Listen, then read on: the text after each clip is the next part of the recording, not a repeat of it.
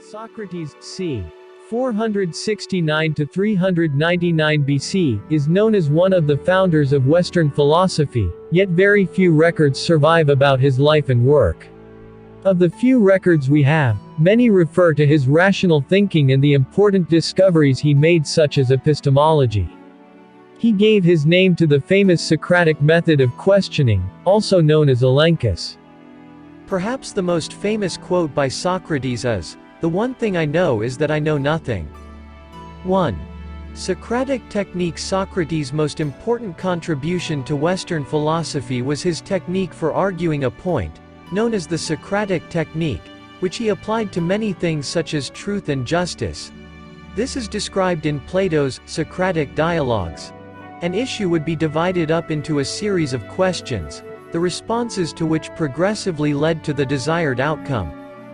The Socratic technique is a negative strategy for gradually disproving unwanted theories, leaving you with the most logical one.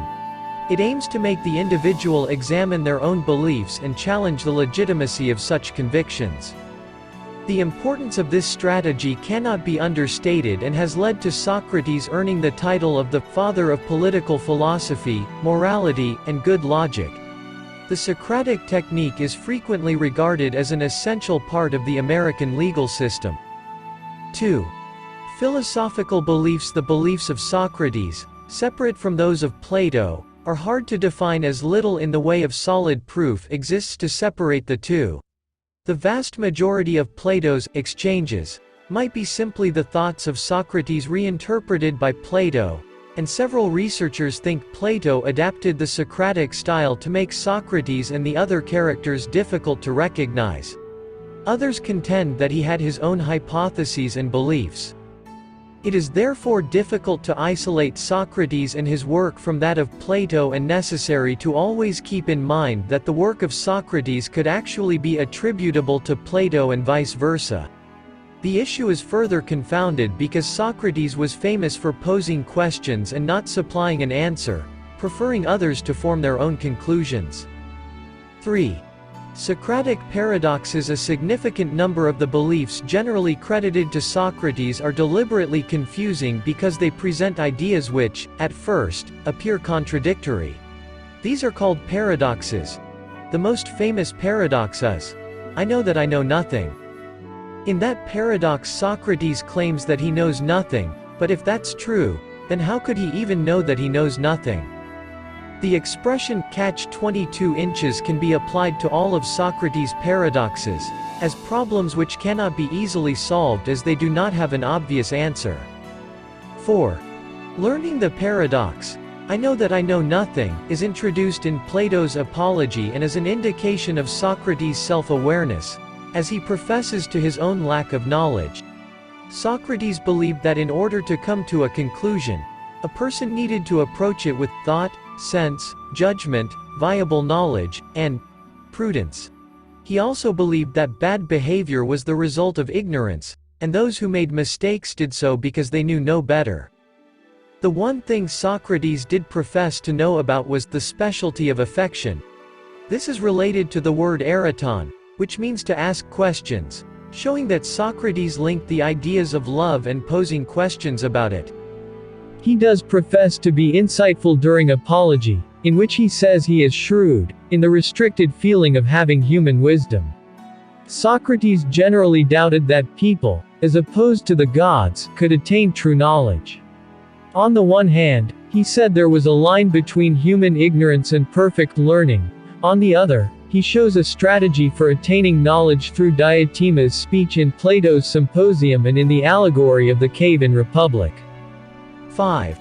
Righteousness. Socrates believed that people should strive for goodness rather than material interests such as wealth.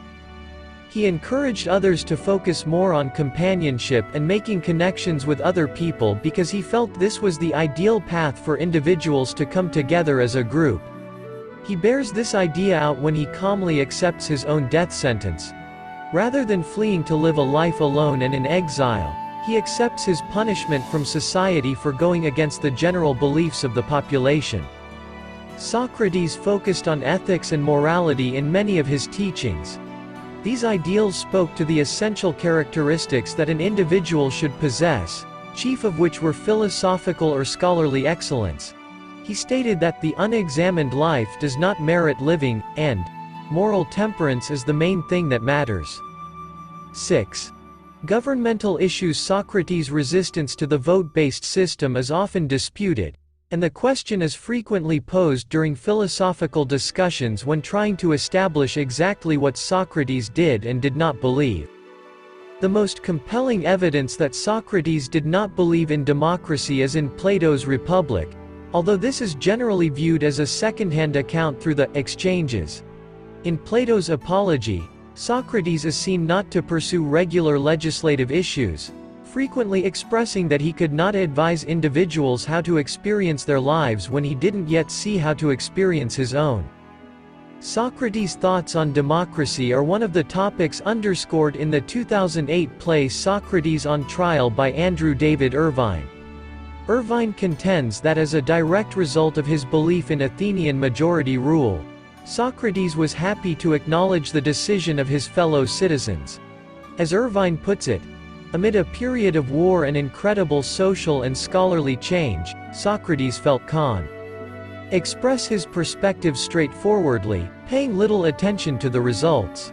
Subsequently, he is remembered today not just for his sharp mind and high moral principles, but also for his steadfastness to the view that in a vote-based system, the ideal path is for a man to serve himself, his companions, and his city, notwithstanding amid times of war, by being faithful to, and by talking freely about the truth. 7. Better to suffer an injustice than to commit one. Socrates angers Polus with the argument that it is better to suffer an injustice than to commit one. Polus argues that while it is bad to commit an injustice, it is worse to suffer one.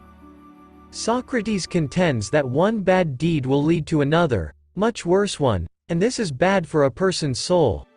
Doing a bad deed undermines the spirit, and therefore it is the worst offense an individual can commit against him or herself. Socrates goes on to say that if you do commit a crime against another, it is better to seek punishment than evade it because punishment will cleanse or purify the spirit. 8. Human wisdom. The idea of human knowledge is a crucial theme in Apology, although it may not have been fully resolved. Socrates' human wisdom before Apollo's prophet is called into doubt by his affirmation that he was not knowledgeable by any means, claiming that human understanding can only go as far as philosophy. Socrates did demonstrate human understanding before the prophet because he epitomized knowledge, even though he didn't realize that he did.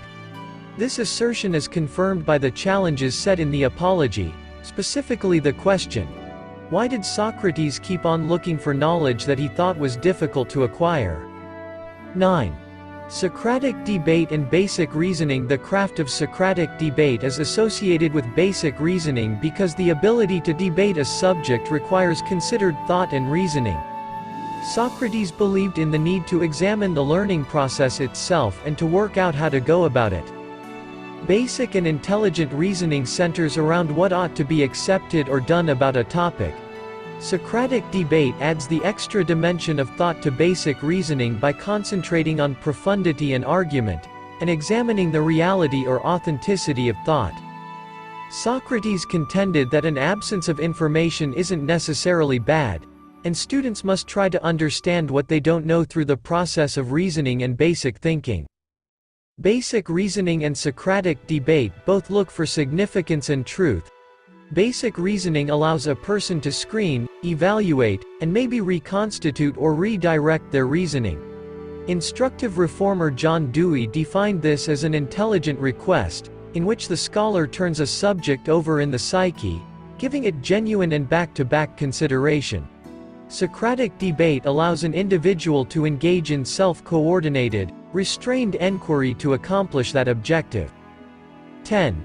Socratic ethics. Socrates' emphasis on morality had a definite aim. He expected philosophy to prompt a change in the state of mind and critical activities of individuals, which would have a wider impact on the world. We often only see Socrates through the eyes of others, but both his companions, like Plato and Xenophon, and adversaries, like Aristophanes, concur that he thought an individual could affect society in general by their decisions. He also believed that this theory was applicable in our day-to-day lives. Socrates' central question, "What should we do?" can be used in any circumstance where a decision needs to be made, and it is universally applicable. 11. Socratic irony. Socratic irony is a process used in the Socratic teaching method. It involves a person assuming a position of ignorance in order to encourage others to make statements that can then be challenged. In this way, Socrates could claim that his opponents were knowledgeable and play down his own insight by pretending that he did not know the answer to the question raised. 12. Care of the soul. Socrates found that often a person would concern him or herself with thoughts about money, fame, or appearance, and disregard the spirit. He believed that the task set for him by the gods was to remind people of the importance of the soul or spirit.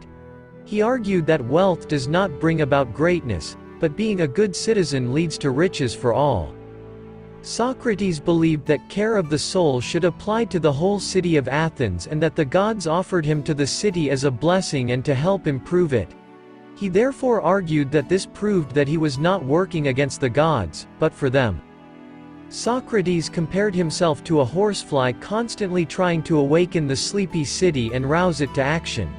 He believed that without philosophical debate, the majority-rule government would end up stale, self-satisfied, and in danger of causing harm to itself and the people. Socrates considered it his duty to confront and challenge people so that they could begin to inspect themselves.